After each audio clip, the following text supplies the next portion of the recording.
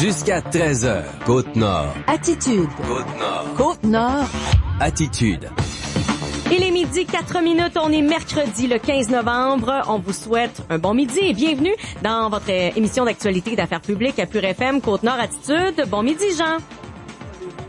Ah, j'avais pas ouvert le bon micro. Bon midi, voilà. Valérie. Bon, faut que je revienne sur Terre. Donc, voilà, vous c'est fini Winnipeg, là. C'est ça, c'est terminé, là. Je suis plus dans l'Ouest canadien. Bref, on a une belle émission à vous présenter encore une fois ce midi, Jean. On aura toutes sortes d'invités et on va commencer d'ailleurs en parlant de la Société ferroviaire et portuaire de la Pointe-Noire. Oui, le directeur général Pierre Bolduc sera avec nous, de même que la responsable des communications, Émilie Paquette, qu'on était habitué d'entendre au cours de la dernière année comme porte-parole de Mines Arnaud. Mais là, il semble qu'elle est prêtée à la Société ferroviaire et portuaire de Pointe-Noire. Il y a beaucoup d'emplois d'affichés présentement. Là, il y a le lancement en fait, une genre d'inauguration qui se fait au Lac Bloom aujourd'hui. Champion Iron est un partenaire important pour la Société ferroviaire et portuaire. On va prendre des nouvelles aussi de l'usine, l'ancienne usine de Cliff, l'usine de bouletage dans cette entrevue avec Pierre Bolduc, le directeur général de la SFPPN, la Société ferroviaire et portuaire de Pointe-Noire. On a une enseignante en philo du secteur anglophone du Cégep de Sept-Îles qui fait du bien curieux VTT. Oui, effectivement, c'est pas le VTT à lequel on pourrait penser, c'est plutôt du Virtual Team Teaching. Donc, dans le fond, c'est de l'enseignement virtuel en équipe. Ça permet à des cégeps d'échanger entre eux, des professeurs d'échanger entre eux, des élèves aussi, et même de faire maintenant des exercices en commun. Fait que c'est vraiment rendu poussé. Et dans le fond, c'est elle qui a fait naître ce projet-là il y a 10 ans. Et là, elle a décidé d'écrire un livre pour offrir ça, dans le fond, à tous les enseignants au cégep là, qui auraient envie de tenter cette expérience-là. Donc, on va avoir avec elle là, plus de détails sur son livre, oui, mais sur cette technique-là aussi qui est quand même assez unique. Là. Oui, qui pourrait, je sais pas, ça pourrait donner des idées, publier un livre un peu pour ça, donner des idées à d'autres enseignants dans le réseau collégial au Québec. On va parler du gala de boxe de cette fin de semaine du côté de Port-Cartier. Alain Bourassa du club Lady Era sera avec nous à notre émission Côte-Nord Attitude vers 12h40. Il y a 2 athlètes olympiques qui seront présents à l'événement à Port-Cartier. Ça risque d'être très intéressant encore, ce gala de boxe là. Donc voilà, on aura plusieurs détails à compter de 12h40. Et en fin d'émission, notre chronique avec Développement économique Sept-Îles. Cette semaine, c'est le groupe Action Emploi Sept-Îles qu'on vous présente. Léna Simard en est la directrice. Elle nous parle des services, mais surtout du marché de l'emploi actuellement. Là, les chercheurs d'emploi sont un peu favorisés par la conjoncture parce qu'il y en a quand même pas mal des postes d'affichés. Il y a quand même toute une démarche à faire aussi quand on recherche un emploi. Là, faut d'abord travailler sur soi. C'est ce que va nous expliquer la directrice d'Action Emploi Sept-Îles, Léna Simard, en fin d'émission. Et avant cette série d'entrevues, on vous présente un bulletin d'actualité complet. Actualité Pure FM. Valérie, un tirage au sort réalisé hier a permis de déterminer la gagnante de l'élection municipale à Saint-Augustin en Basse-Côte-Nord. C'est donc Gladys Driscoll-Martin qui agira comme mairesse jusqu'en 2021. C'est que le vote de l'élection du 5 novembre s'était soldé par un match nul, 147 votes pour la mairesse proclamée par tirage au sort, contre 147 également pour son adversaire Sherlyn Driscoll. Plusieurs recomptages ont eu lieu, dont un en présence d'une juge du palais de justice de Sept-Îles qui s'est rendue sur place. Le tirage au sort s'est effectué hier après-midi en direct à la radio locale de Saint-Augustin. Le maire d'Anticosti n'acceptera jamais un projet de traversier entre l'île et la Côte-Nord seulement. Pour John Pinault, le désenclavement d'Anticosti passe par un lien interrive avec Havre-Saint-Pierre et la Gaspésie. Mandaté par le premier ministre Philippe Couillard, la Société du Plan Nord réalise une tournée de consultation à la recherche de solutions pour briser l'isolement d'Anticosti.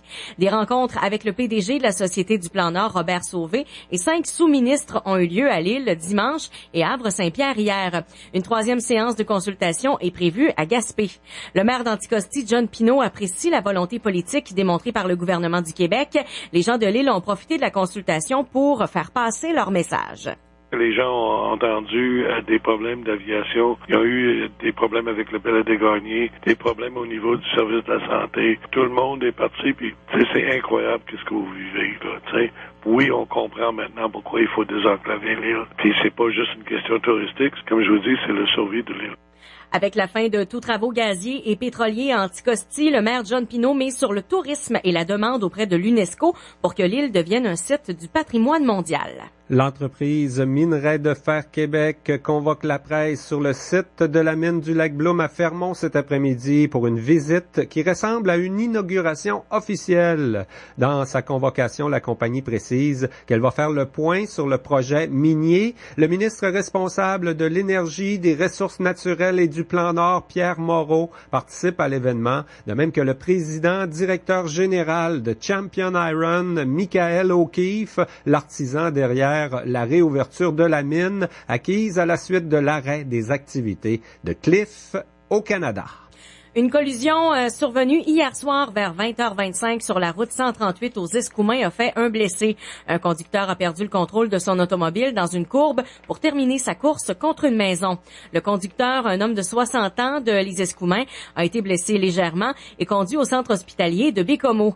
Les accusations de conduite avec les capacités affaiblies pourraient être portées contre lui. Il y a le tournage du film Quasipan qui est commencé depuis lundi à Sept-Îles et Ouachat. Des scènes extérieures ont été tournées jusqu'à maintenant sur les rues Joliette et Brochu. Un tournage d'envergure est prévu à l'Arena Mario Volant de Maliotenam dimanche. Je pense qu'on cherche encore des figurants d'ailleurs. La production de Max Film transportera à l'écran l'œuvre littéraire de Naomi Fontaine qui est originaire de Ouachat. Les syndicats du secteur de la santé critiquent sévèrement la fermeture des 2/3 des lits de l'hôpital des Escoumins en raison d'une pénurie de médecins. Les patients seront transférés à Bécomo. Le syndicat des infirmières et celui des professionnels de la santé dénoncent l'ensemble de la gestion du Centre intégré de santé de la Côte-Nord. La porte-parole du syndicat PTS Côte-Nord, Danielle Duguay, a l'impression que le réseau régional de la santé est en train de s'écrouler. Elle déplore des décisions arbitraires, des coupures budgétaires, la démission de la directrice des ressources humaines et l'abandon de services de proximité dans notre région. Selon Danielle Duguay, le lien de confiance entre la population, la direction du CI3S Côte-Nord et le personnel du centre est rompu. Les conseils de bande de Schefferville et Ouachat-Macmaliotenam remportent une autre victoire dans la saga juridique contre la compagnie Rio Tinto IOC. La Cour d'appel du Québec a rejeté la requête du procureur général de Terre-Neuve-Labrador cette semaine. Le procureur prétendait que les démarches devaient se faire dans les deux provinces. Il s'agit d'une 5e victoire pour les Inuits dans ce dossier contre la multinationale. Les chefs souhaitent aller jusqu'au bout du processus. Ils qualifient les actions d'IOC de violation systématique du territoire depuis les années 1950. Les conseils de bande d'Ouachat-Macmaliotenam et de Matimekauche-Lac-Jaune ont entrepris une poursuite de 900 millions de dollars contre la compagnie IOC. La Cour suprême a déjà refusé d'entendre une demande d'appel de la minière. La publication du livre sur l'histoire de Marly Fontaine a un impact dans les communautés Innu. Cette jeune femme de Maliotenam raconte les cauchemars qu'elle a vécus après avoir été victime d'abus sexuels par un membre de sa famille. Marly a reçu plusieurs témoignages de femmes de la région après le lancement de l'œuvre biographique. Elle constate que le livre arrive à un bon moment avec la commission d'enquête sur les femmes autochtones disparues ou assassinées et les besoins de réconciliation à la suite des gestes posés dans les pensionnats. Il faut accepter le passé pour pouvoir avancer. On est des générations qui vivent les répercussions de ce génocide avec les pensionnats. Genre, ses parents, ils ont pas su aimer leurs enfants. Donc, ça a été dur de réapprendre à éduquer des enfants après tout ça. Puis en plus de toutes les histoires de violences sexuelles où ce que les gens se noyaient dans l'alcool et la drogue pour pouvoir survivre. Marly Fontaine a traversé de dures épreuves, mais le livre propose aussi un message d'espoir à travers les propos d'une femme Innu qui a poursuivi des formations universitaires en travail social et en art. Ben voilà, ça complète ce bulletin d'information régionale. On reçoit le directeur général de la Société ferroviaire et portuaire de Sept-Îles, Pierre Bolduc, de même que la nouvelle porte-parole de cette organisation, Émilie Paquette, dans quelques instants. Vous écoutez Côte-Nord Attitude, en direct du studio par le Marchal.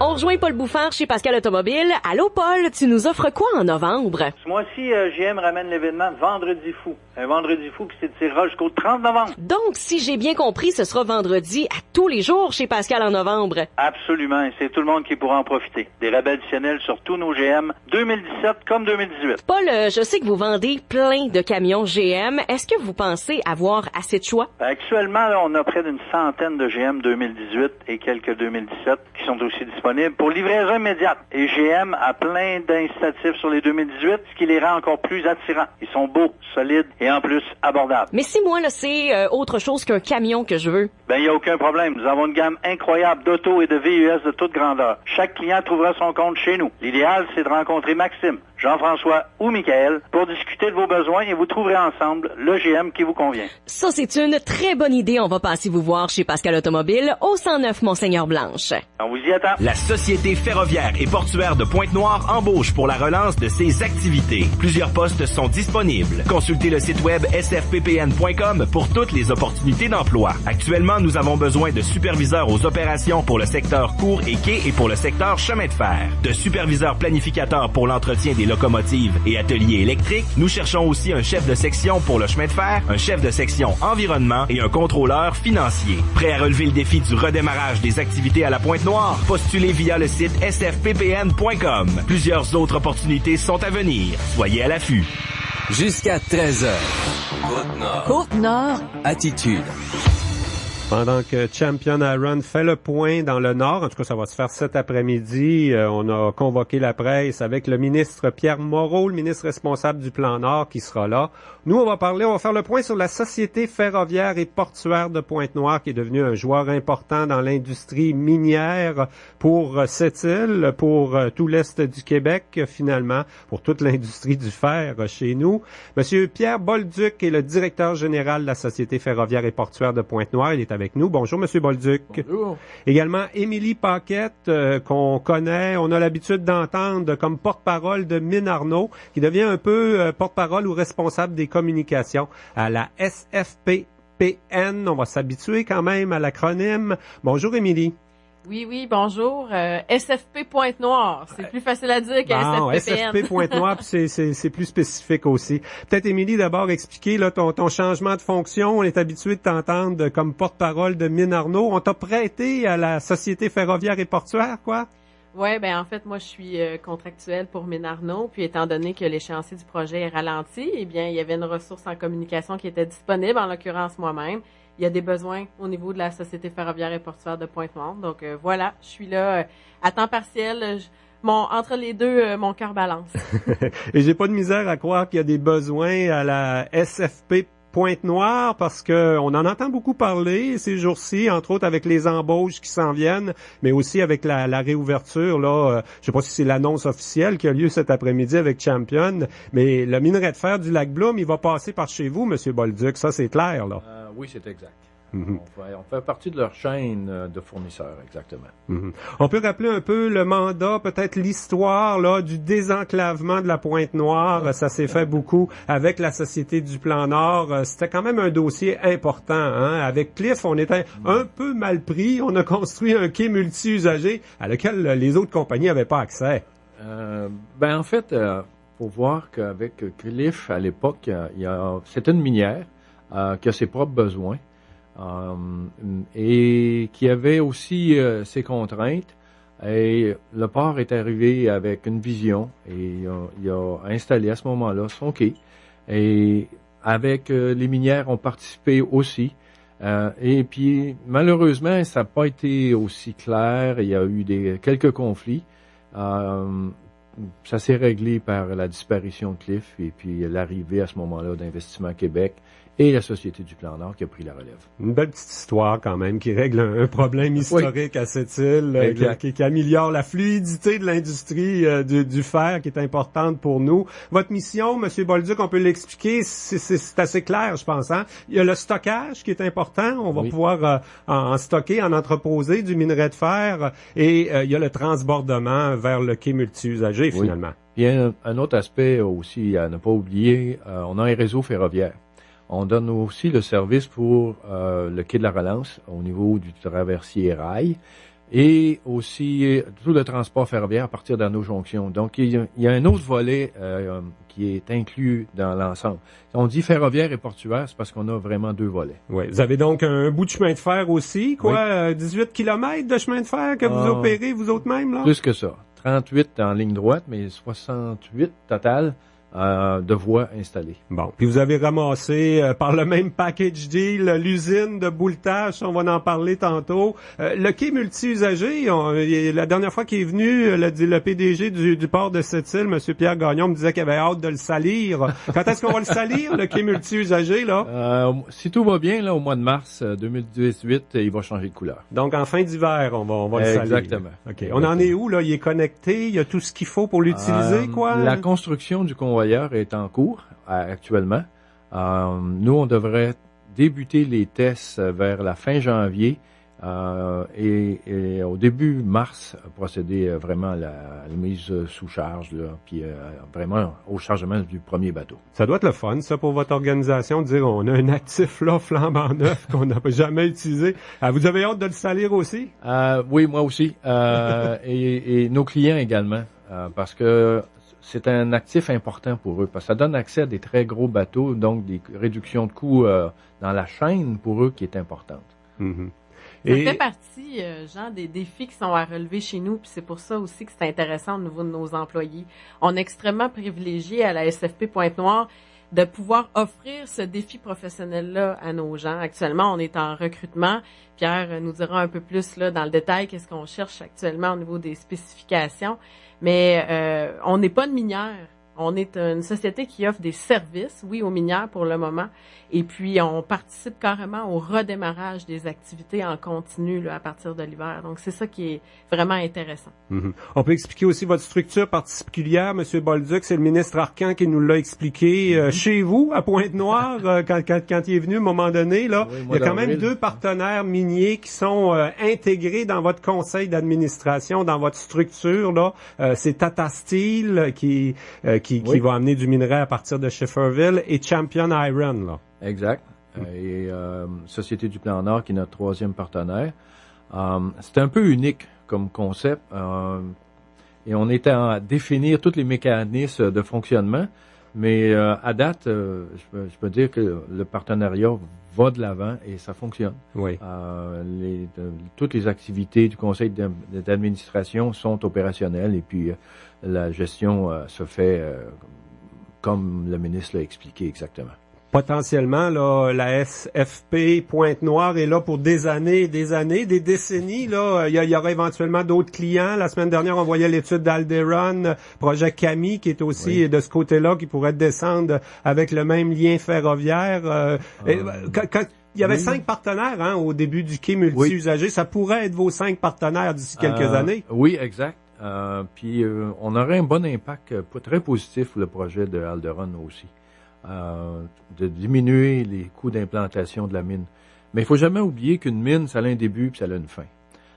C'est vrai que dans la fosse du Labrador, la fin est en même très loin, mais ça implique un déménagement de mine. Mais une mine, ça commence et ça se termine. Et plus il y en a, plus ça amène la pérennité des opérations au site qui va faire le transbordement. Oui, à part du fer, il y a le dossier de Mine Arnaud qu'on connaît aussi, bien sûr. Là encore, vous avez été un élément financier important. Ça venait réduire les coûts. Exact. La nouvelle organisation, la création de la Société ferroviaire et portuaire. À part de la patite et du fer, est-ce qu'on vise d'autres choses aussi, éventuellement? Il peut se passer toutes sortes de choses dans le Nord, dans l'avenir, quand même, là. Il y a d'autres projets en préparation, tu sais, mais les ententes de confidentialité font qu'on peut pas en parler.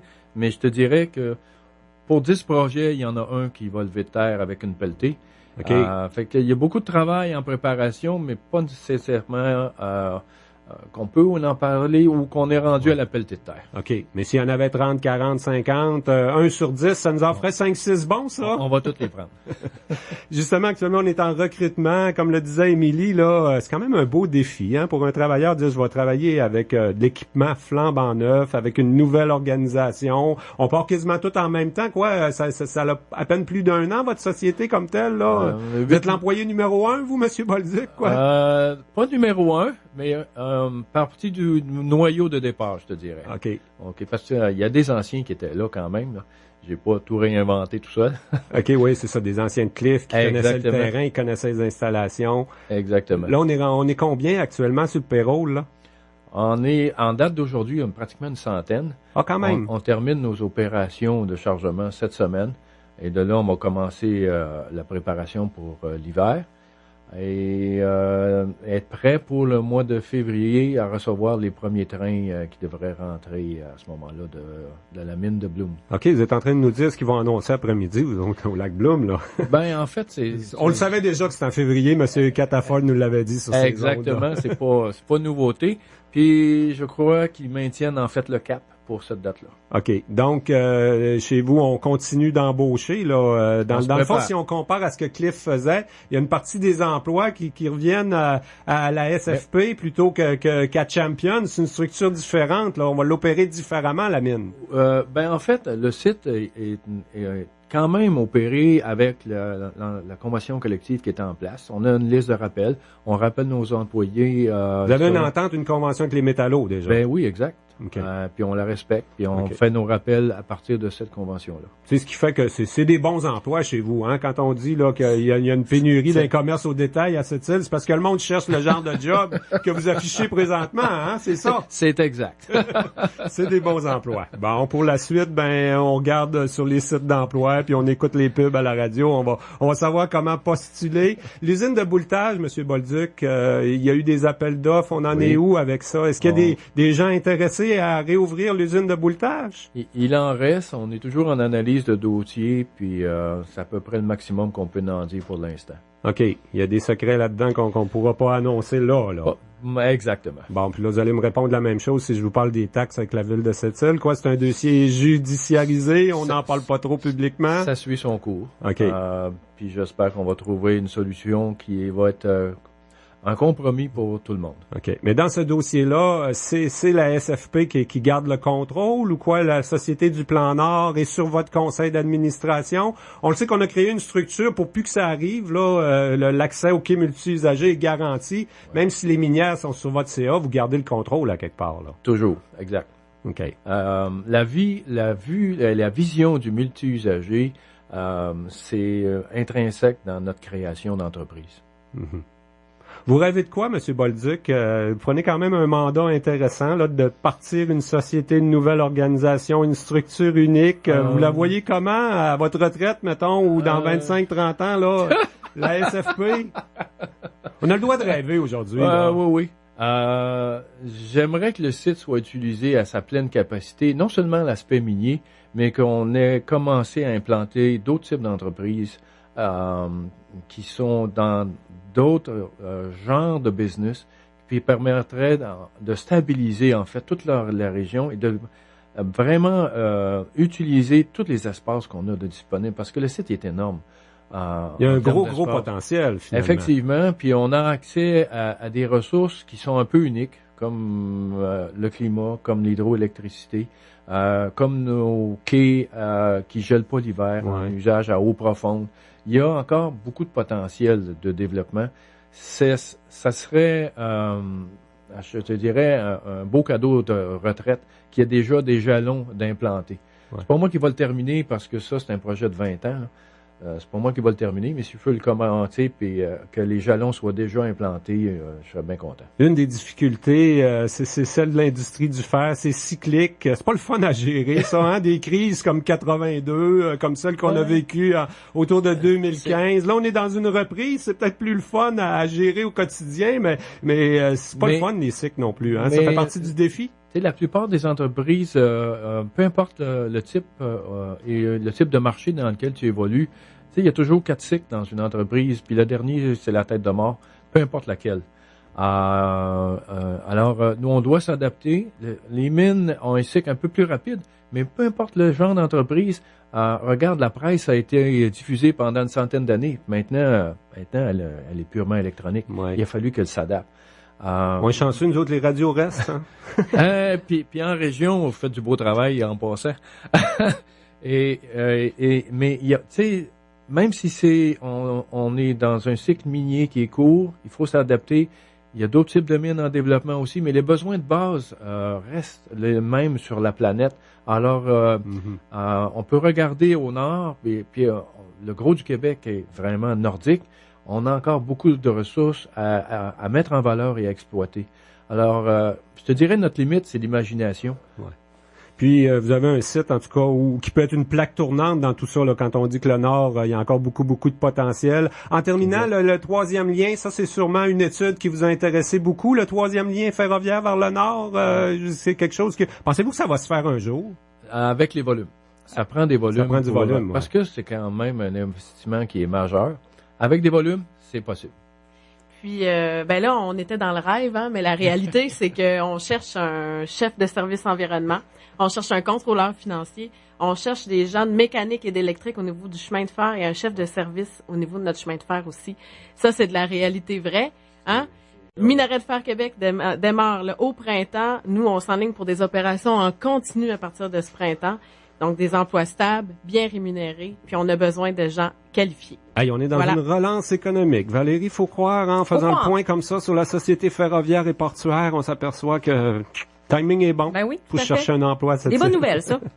Un gros merci, Monsieur Pierre Bolduc. Je rappelle que vous êtes directeur général de la SFP Pointe-Noire. Émilie Paquette, on va l'appeler porte-parole de Ménarneau parfois, mais maintenant de la SFP. Merci beaucoup. Bienvenue. Merci.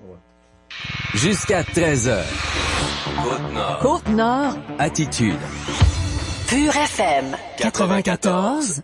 Comme chef d'entreprise, vous n'avez pas de temps à perdre avec un réseau qui ralentit aux heures de pointe. Le réseau TELUS Pure Fibre est arrivé. Ultra rapide, autant pour télécharger que pour téléverser. Offert dans certaines localités. Détail à telus.com/fibre affaires. Du lundi au vendredi à 9h40 et 15h15, Aluminerie Alouette présente En bref chez nous, une chronique consacrée aux organismes à but non lucratif. Au service de la communauté depuis plus de 25 ans, Aluminerie Alouette vous permet d'en apprendre plus sur les activités organisées par les gens de chez nous. En bref, chez nous, à 9h40 et 15h15, présenté par Aluminerie Alouette. Garda World est à la recherche d'agents de sécurité. Vous détenez un permis de conduire, vous êtes âgé de 18 ans et plus et vous cherchez un emploi vous offrant de bonnes conditions dont un salaire minimum de près de 18 $ de l'heure, la possibilité de travailler à temps plein et de bénéficier d'avantages sociaux. Faites-nous parvenir votre CV au www.garda.com/carrière. La prochaine formation pour devenir agent de sécurité incluant le cours de secourisme sera dispensée du lundi 27 novembre au vendredi 8 décembre 2017 à Sept-Îles. Faites vite, pour inscription, appelez au 1-855-269-0357. Comme chef d'entreprise, vous n'avez pas de temps à perdre avec une connexion qui coupe en plein milieu d'un appel vidéo important. Le réseau TELUS Pure Fibre est arrivé. Ultra fiable et connecté directement à votre entreprise. Offert dans certaines localités. Détail à telus.com/fibre affaires. Côte-Nord. Attitude. Midi 31, Jean, on reçoit une enseignante, en fait, en philosophie, en anglais, au Cégep de Sept-Îles. Elle s'appelle Sharon Coyle. Bon midi. Bonjour. Madame Coyle, vous avez écrit un livre récemment qui est un outil pédagogique là, finalement en fait c'est sur le VTT. Mais là, moi, faut vraiment qu'on précise parce que sur la Côte-Nord, le VTT, c'est pas la même chose. C'est ça exactement. Ça peut-être qu'elle fait aussi du VTT. Peut-être que vous en faites du véhicule tout-terrain. C'est une espèce d'enseignement qui ressemble à VTT. C'est vrai dans le fond. Oui. On peut faire un lien parce que votre VTT à vous, c'est un enseignement en équipe virtuelle. Là. Exactement. Expliquez-nous ça un petit peu, c'est quoi? Ça fait 10 ans qu'on fait ça, puis ça a commencé, c'est deux directeurs généraux de Cégep de Sept-Îles puis Cégep Vanier College à Montréal étaient à une réunion ensemble, puis ils ont dit on devrait faire quelque chose avec nos élèves qui peuvent apprendre un peu les deux places une des autres. Le directeur général de Vanier College, lui, avait déjà habité à Sept-Îles. Comme ça, il savait c'était quoi, puis la richesse ici. Puis ils ont eu l'idée que peut-être ils peuvent faire un échange entre les professeurs puis les classes. Puis ça a commencé comme ça. On fait ça souvent dans nos cours de Humanities, qui est comme philosophie, mais pas exactement la même chose. C'est plus ouvert, c'est plus thématique. Puis c'est une prof de Montréal qui jumelle leur classe avec une prof de Sept-Îles. Puis on fait les activités pendant les heures de classe. dans la classe, utilisant les technologies qui sont disponibles, on peut parler, on peut se voir, on peut travailler en texte, en plein d'autres plateformes ensemble. Puis les élèves travaillent vraiment en temps réel, ensemble, avec le support de les profs dans les deux classes. Mais là, ce projet-là, il est né il y a 10 ans, si je me trompe pas. Oui, puis c'est surprenant parce qu'il n'existait pas beaucoup de choses. Mais non, c'est ça, parce qu'il a dû évoluer, parce qu'en 10 ans, la technologie, ça avance d'une manière incroyable, là. Oui, mais c'est assez surprenant. Nous autres, on a commencé avec les petites Mac, les Mac Mini, puis on utilisait iChat, qui était beaucoup comme FaceTime. Puis comme ça, on se voyait vraiment, puis on se parlait, là. Puis après, quand Skype est arrivé, on utilisait ça. Là, on utilise souvent une vidéoconférence ou Zoom ou quelque chose. Souvent, on a comme 2 ou 3 niveaux de communication. On a toute la classe, puis on a comme les petits groupes qui travaillent ensemble, puis des fois, les individus qui travaillent ensemble. Parce que là, dans le fond, si je comprends bien, vous pouvez même faire des travaux d'équipe entre cégeps? Oui, c'est ça. Mais on se déplace pas là-dedans. Non. Il y a jamais de monde de Montréal qui viennent à cette île ou votre classe va pas à Vanier de temps en temps? Non, mais une couple de fois, on a fait comme à la fin d'une session ensemble, on a rencontré à Tadoussac 2 fois. Okay. Ça, c'était cool. OK. Ouais. Là, ça peut, ça vous sert, comme vous le dites, dans vos classes de Humanities. Effectivement, ça peut être intéressant, mais peu importe le prof de peu importe laquelle matière peut être intéressé à ça. C'est ça. L'idée, c'est vraiment d'ouvrir ton salle de classe un peu à la monde. Ça peut être même international. Là, on a commencé pas mal juste au Québec, mais ça peut être en biologie, ça peut être en langue saccone, ça peut être en n'importe quoi. Mais j'aime ça l'idée de travailler à distance avec des gens à Montréal, des gens à Sept-Îles. Là, on le fait avec le Humanity, on est dans la réflexion, là, on philosophe, là, on fait pas des maths ou de la géographie. Non. Est-ce que la pensée est différente à Sept-Îles puis à Montréal, c'est des anglophones de Montréal? Oui, je peux vous donner un exemple spécifique si vous voulez. On parlait dans une cours de ethics de l'expropriation des maisons à Forion, à Parc Forion. Pour le parc national. OK, oui, quand ils ont créé le parc, il y a plusieurs années. Puis là, tu avais les élèves à Montréal qui, la semaine avant, ces 2 classes avaient travaillé sur à Beauport, le désastre à Beauport avec beaucoup de pertes de vie, l'incident industriel. Puis comparer ça à l'expropriation des maisons à Forion, ça semblait pas très grave. Parce qu'à Montréal, était moins raciné dans la terre. Mais pour les élèves de la Basse-Côte-Nord... C'était beaucoup plus grave. C'était beaucoup plus grave. Ils comprenaient les générations qui avaient les maisons sur la même terre depuis plusieurs générations. Puis c'est d'entendre la conversation entre les jeunes des 2 places, tu sais, c'est pas qu'une a raison puis l'autre n'a pas raison. Les deux ont raison. Là, on confronte les idées des fois. Oui. Pour les élèves, les avantages, vous en voyez probablement plusieurs. Oui, et 3 de base, c'est utilisant les technologies. Puis, tu sais, on pense que les élèves d'aujourd'hui sont très techno, mais souvent ils sont le média social, mais peut-être pas parler en avant d'un micro, en avant d'une caméra, pas avec tes amis, mais avec les gens que tu connais pas.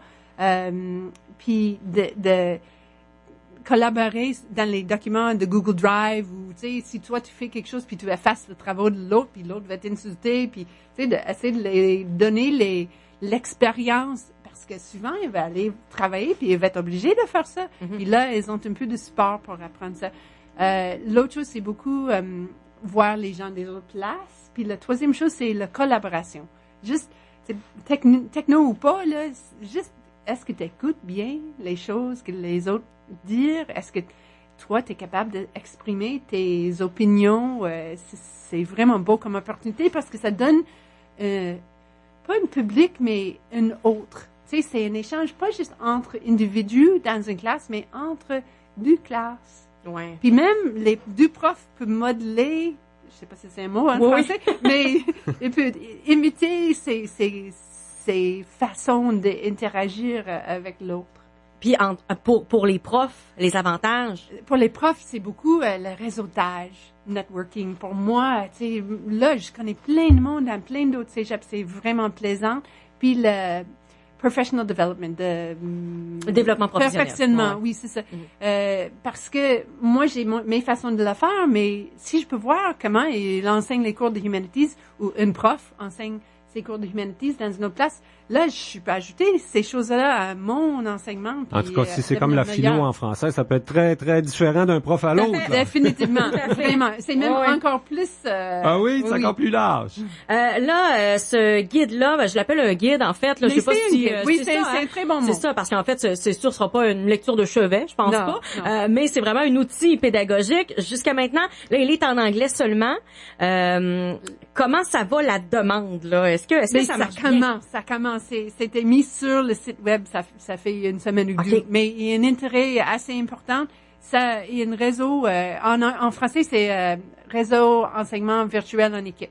Tu peux aller regarder Vanier College et son hôte d'un site pour les profs qui s'intéressent. Là, c'est niveau collégial, mais ça applique à d'autres niveaux aussi, secondaire, même primaire, je pense. Tu peux faire ça. Puis le guide, c'est intéressant parce que nous autres, on a appris beaucoup dans 10 ans de faire ça. Puis la personne qui veut essayer de faire ça peut prendre le guide puis commence beaucoup plus loin que nous autres. Là. Ils n'ont pas besoin de trouver les solutions à plein de problèmes et les petites tableaux de qu'est-ce qu'il faut commencer avec, qu'est-ce que tu fais en deuxième, troisième, et les tableaux de préparation, de planification, de réflexion pour après, les choses pour faciliter l'expérience. Il y a beaucoup de potentiel. Dans le VTT, hein, si on regarde ça, là, de tous les collèges, puis les universités, puis de plus en plus des choses à distance, il va s'en faire dans l'enseignement, j'imagine, là. Ça va être un best-seller, ça, dans quelques années. On espère, en tout cas, on vous le souhaite. Oui, c'est ça. Sharon Coyle, qui est donc enseignante en philosophie en anglais au Cégep de Sept-Îles. On vous remercie beaucoup de votre passage à Côte-Nord Attitude ce midi. Ouf, on change de domaine. Jusqu'à 13h. Côte-Nord. Côte-Nord. Attitude. Pure FM 94.1. Ben oui, on change de domaine dans les prochaines secondes. De la philo à la boxe, on s'entretient avec Alain Bourassa du club Lady Era qui a un gala cette fin de semaine, samedi à Port-Cartier. L'événement Liquidation Totale prend maintenant tout son sens, car tout doit sortir chez vos concessionnaires Chrysler, Dodge, Jeep et Ram. Pour une durée limitée, obtenez jusqu'à 25% de rabais sur le PDSF des modèles Ram 1500 2017 sélectionnés toujours en stock, ce qui représente jusqu'à 15 000 $ en rabais. Nos Ram 1500 à essence sont recommandés par Protégez-vous. Visitez le liquidationtotalram.com pour les détails. Faites vite, la liquidation totale se poursuit jusqu'au 30 novembre. Les Chevaliers de Colomb du Conseil 3638 de Sept-Îles vous invitent à être généreux ce samedi 18 novembre de 11h à 18h puisque ce sera la traditionnelle guignolée. Des bénévoles feront du porte-à-porte pour recueillir vos dons en denrées non périssables et en argent. Vous les reconnaîtrez. Ils seront identifiés par un dossard à l'effigie des Chevaliers de Colomb. Ceux et celles intéressés à se joindre à l'équipe pour cette collecte peuvent se présenter ce samedi 18 novembre au 1430 Boulevard L'Or à compter de 10h. Les Chevaliers de Colomb vous remercient de votre générosité. Ce samedi 18 novembre à 15h30, venez assister au défilé d'un sapin à l'autre à Port-Cartier. La Chambre de commerce de Port-Cartier s'unit à l'organisme Popco pour faire vivre la magie de Noël dans les rues de la ville avec chars allégoriques, personnages costumés et musique.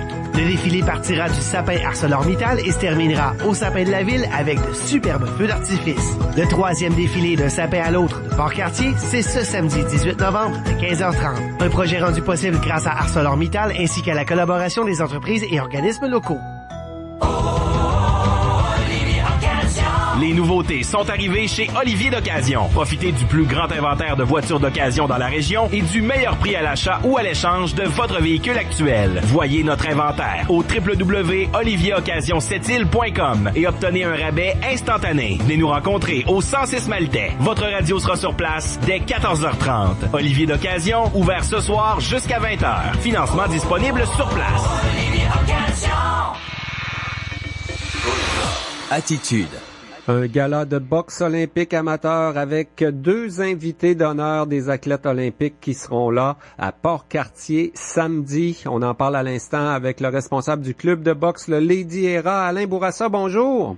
Bonjour. Un autre beau gala qui s'en vient cette fin de semaine à Port-Cartier. On a une belle carte, Alain. On a quand même plusieurs combats à présenter. Oui, j'ai 14 combats, puis il me reste peut-être 1 ou 2 combats encore à mettre à l'affiche. Là, on a 14 combats assurés, là. Des gens de Port-Cartier, Sept-Îles, Bécomo, qu'on va rencontrer des clubs Québec, Chicoutimi, Alma, Rimouski, Gaspé. Hey, un bel événement quand même. C'est quoi? C'est le 6e gala du genre hein, qu'on organise depuis la fondation du club chez vous, là? Oui, c'est notre 6e gala de boxe entropie. Oui.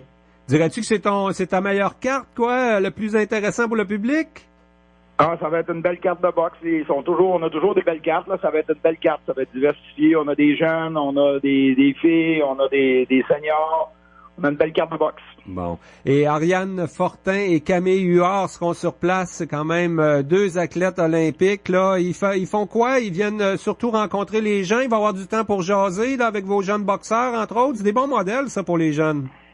Oui, c'est nos invités d'honneur. Ce qu'on voulait, là, c'était un peu de démystifier la boxe. Parce que la boxe amateur, à la base, c'est une discipline olympique. C'est la boxe olympique.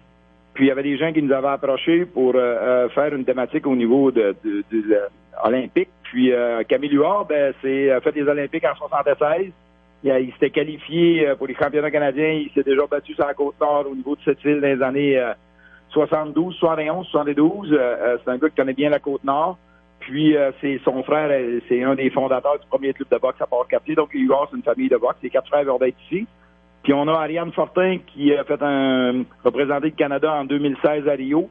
Puis Ariane, c'est une bonne ambassadrice de la boxe. Ces deux, ils vont parler durant les entractes au gala. Ils vont faire un exposé, présenter le cheminement, puis qu'est-ce que la boxe leur a apporté au niveau de leur vie professionnelle, puis au niveau du sport. Donc, ça va être intéressant. Puis on invite les jeunes, c'est gratuit pour les jeunes de 14 ans et moins, là, s'ils sont accompagnés d'un adulte. Donc, on veut vraiment faire la promotion de la discipline olympique là, au niveau de la boxe. En même temps, c'est 2 générations de boxeurs. Ils n'ont pas été du tout à la même époque. Ça va nous permettre de voir l'évolution un peu de votre sport. Oui, ils vont le voir, mais qui voient les vidéos de combat. En 76, c'est un peu différent de 2016. Puis, la boxe en 76, c'est pas la boxe de 2016. C'est au niveau de la connaissance des gens. On a eu des butées et compagnies qui ont fait la promotion de la boxe professionnelle, mais ça découle de la boxe amateur. Donc, la boxe est beaucoup plus rendue un sport que ça l'était en 1976. Oui. Comment ça va, le club de boxe Lady Era, Alain? Là, il y a beaucoup de jeunes. C'est quand même un jeune club qu'on a à Port-Cartier. Il se développe à bon rythme?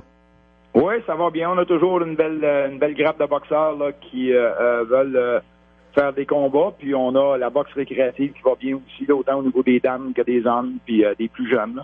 Donc, on a une belle clientèle, ça va bien, les gens de Port-Cartier nous encouragent, puis nous, on maintient une bonne qualité de service, puis tout le monde est gagnant là-dedans. Oui.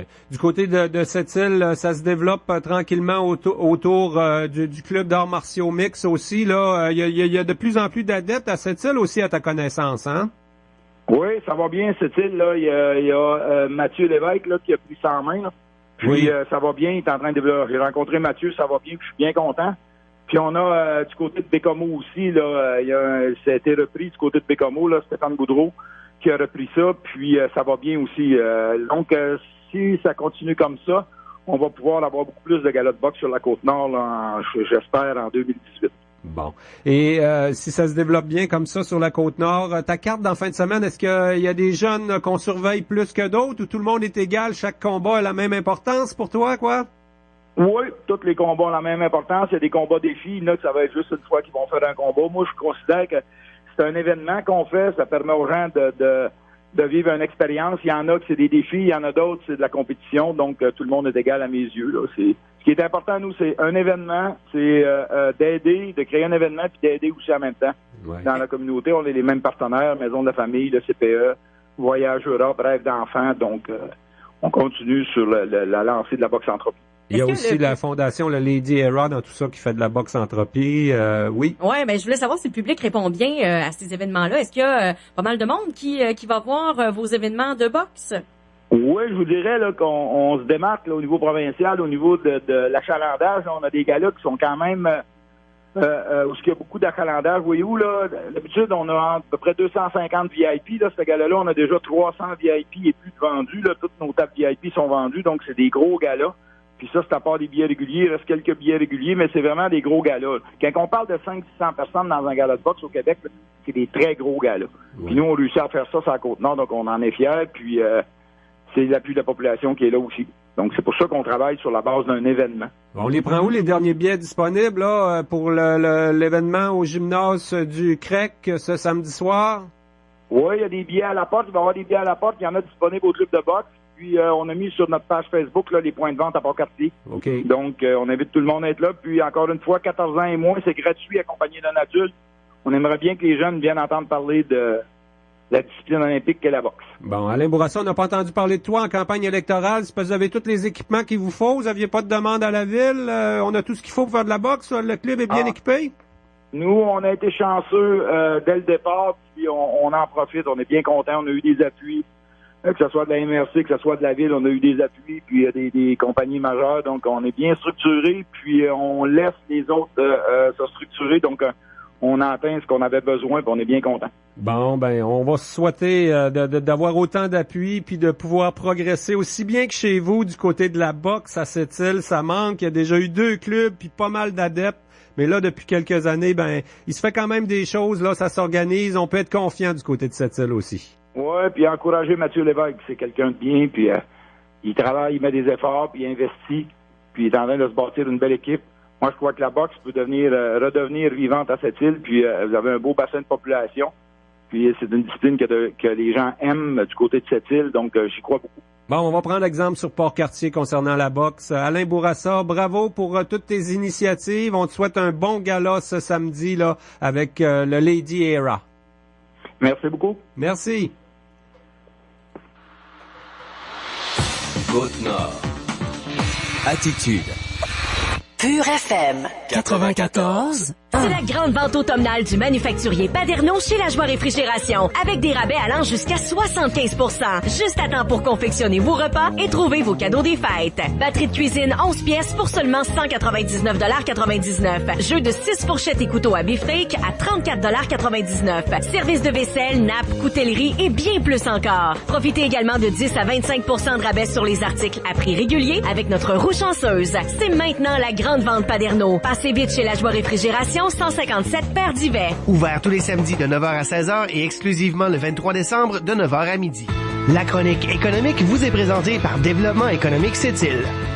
À cette chronique, cette semaine, on parle de Action Emploi Sept-Îles, un organisme qui offre des services aux gens à la recherche d'emploi notamment. Et la directrice Léna Simard est avec nous. Bonjour Léna. Bonjour. Action Emploi Sept-Îles, on peut rappeler que vous êtes situé sur la rue Joliette, vous êtes facile à trouver à Sept-Îles. Votre mission, c'est vraiment axé sur les gens à la recherche d'emploi? Nous, c'est vraiment de donner des outils, d'offrir des outils aux chercheurs d'emploi, puis aussi aider l'entreprise, c'est lorsqu'ils cherchent des employés. Donc, quand on parle de votre clientèle, c'est un petit peu les deux. Les chercheurs d'emploi, bon, on le sait, on a vécu quand même une période de ralentissement économique. Vous n'avez pas manqué d'ouvrage chez vous là dans la dernière année et demie, mettons? Nous, lorsqu'il y a l'abondance au niveau de l'emploi, on a du travail. Puis lorsqu'il y a une pénurie au niveau de l'emploi, on a du travail. On travaille toujours. Et souvent, il y a du travail à faire là avant d'aller de postuler à quelque part ou vraiment de chercher là les emplois disponibles, à moins qu'il y ait une opportunité. Là, c'est un peu un travail sur soi. C'est ce qu'on fait un peu chez vous. Hein? On peut avoir des rencontres individuelles. C'est toute une démarche qu'on entreprend quand on va chez vous. Lorsqu'on cherche un emploi, c'est basé sur la connaissance de soi. Et la connaissance de soi, c'est pas quelque chose qu'on parle à la maison autour de la table puis on dit hey, c'est quoi tes forces, c'est quoi tes faiblesses à l'emploi, qu'est-ce que tu as appris de tes erreurs, travailles-tu sous pression, fait que c'est des choses, c'est des questions comme on est pour la connaissance de soi, il faut faire un travail sur soi. Puis par la suite, quand on cherche un emploi, il faut cibler le bon emploi. Et lorsqu'on a ciblé le bon emploi, il faut connaître l'entreprise. L'entreprise et ses valeurs. Il faut apprendre aussi à se mettre en valeur, à se vendre un petit peu, hein, quelque part, quand on est à la recherche d'emploi. Il y a toutes les entrevues, il y a du stress à gérer autour de ça aussi. Là-dessus, vous pouvez nous aider également. Oui, exactement. Parce que passer une entrevue, c'est pas naturel. C'est pas naturel d'être entouré de quelques personnes puis se faire questionner. Il faut vraiment être prêt. Il faut apprendre un style. Fait que ça, Action Emploi Sept-Îles, nous, on montre aux gens quel style avoir pour que ça a l'air le plus naturel possible en entrevue. En même temps, comme tu le disais tantôt, c'est toujours chercher la bonne job pour la bonne personne. On part de ses compétences, on travaille un petit peu à partir de sa formation. Des fois, on peut même référer les gens là vers un retour au banc d'école. Hein? Ah, exactement. Parce que parfois, là, on se regarde, les gens, chacun de nous, là, on cherche un endroit pour être sur son X, hein? Le bonheur, être à la bonne place. Pour être à la bonne place, il faut vraiment bien se connaître. À un certain moment donné, on on se dit, bien moi, est-ce que ma tête et mon corps est capable de faire encore le même genre d'emploi? Et peut-être, oui, comme tu le disais tantôt, c'est peut-être un retour aux études. Mais là, on se dit, dans quoi je pourrais bien m'en aller? Et c'est là où nous, on offre un service d'exploration professionnelle pour voir dans quel domaine d'études la personne pourrait s'en aller. Et là-dedans, bien, voir aussi, est-ce qu'il y a de l'emploi dans notre région? Fait que ça, c'est des professionnels là, au niveau de l'exploration professionnelle en orientation. Et est-ce qu'il y en a de l'emploi dans notre région actuellement? Là, si on regarde à Sept-Îles, c'est un marché, on entend parfois parler de pénurie d'emplois, c'est peut-être dans le commerce au détail ou pour certains emplois seulement. Dans d'autres domaines, il peut y avoir quand même beaucoup de gens qui sont intéressés pour un même emploi aussi, là. C'est une belle question, ça. On a passé justement, on a fait une petite capsule au niveau vidéo, au niveau de... Il n'y en a pas de job à Sept-Îles parce que c'était comme une rumeur de Tim Hortons. Mais je me plais à dire là-dessus. Mais ici, à Sept-Îles, présentement, notre taux de placement est de 94% de taux de placement pour les chercheurs d'emploi. Fait que pour les gens qui viennent dans nos clubs de recherche d'emploi. Et que ça veut dire quoi? Nous, ce que ça a fait, c'est qu'il y a eu assez de gens qui ont quitté la région. Hein? On sait tous. Et là, ça fait un jeu de chaises musicales à l'intérieur. Fait qu'il y a des gens qui ont quitté, là, c'était remplacé à l'interne. Ceux qui étaient à l'interne, souvent, ben là, ils se sont fait remplacer par l'externe. Et là, ça a fait un jeu. Présentement, là, on voit que la grande industrie, comme par exemple ArcelorMittal, Rio Tinto, les Champion, Tata Steel, il y a des compagnies, G7, Équipement Nordique. Il y a des entreprises qui engagent. Puis là, ça a fait un bon roulement, ça, présentement. Tellement que sur placement en ligne avec Emploi Québec, à la pareille date, on a 80 emplois de plus que l'an passé de disponibles. Fait que ça, c'est de l'emploi. Puis en restauration, ben c'est sûr que là, présentement, il y a des grands besoins en restauration pour combler la restauration sur le personnel. Si je parle, exemple, à AEW, McDonald's, il y a certains restaurants aussi qui ont dû fermer leurs portes parce qu'il manquait de personnel. Mais ça en est au niveau de la pénurie, au niveau de la main-d'œuvre. De l'emploi, il y en a de plus en plus. On le sent. Il y a un mouvement. Les gens quittent rapidement les clubs de recherche d'emploi pour retrouver leur autonomie financière parce que l'emploi est plus disponible. Moi, Léna, quand ça m'est arrivé de me retrouver entre deux emplois, de me trouver chercheur d'emploi, finalement, mon premier réflexe, c'était d'aller vers les ressources gouvernementales comme telles. Là, je pense à Emploi Canada, qui est un site très fonctionnel. On peut tout faire sur Internet. Je pense à Emploi Québec aussi, qui a des services spécifiques pour les gens, notamment qui sont bénéficiaires de l'aide sociale. Là. Dans le fond, vos services, c'est complémentaire. Hein? On peut aller à toutes les portes. Ah oui, c'est une bonne stratégie parce que lorsque on fait de la recherche d'emploi, si j'arrête mes recherches, je me dis, ben moi, je vais sur tous les sites Internet, là, placement en ligne, Indeed, Jobboom, Service Canada, et que je regarde dans le journal, ça représente 20% des emplois disponibles. Fait que dans le fond, l'idéal, il faut vraiment regarder pour aller directement aux compagnies qui est 80% des emplois cachés. Mais pour aller chercher ces 80%-là, ça se fait pas tout seul. Il y a une stratégie qui va autour de ça. C'est-à-dire, on se présente pas n'importe comment à aller voir un employeur. Il faut être prêt. Il faut avoir une bonne lettre de présentation. Il faut avoir un curriculum vitae. Il faut connaître l'historique de l'entreprise. Parce que là, on va pas là pour se vendre, on est là pour aller se vendre plutôt. Puis on va pas là pour se vanter. Fait qu'il faut être vraiment préparé. Oui. Ouais. Juste la préparation du curriculum vitae, là, ça a changé dans le temps, hein. C'est pas exactement la même technique, la même démarche non plus, les mêmes employeurs, les mêmes techniques au niveau des ressources humaines, les gens qui sont en recrutement. Alors, c'est important d'aller se mettre à jour, là. Des fois, on peut avoir eu un emploi de 10, 15 ans. On pense que ça marche encore comme dans le temps, mais c'est plus pareil.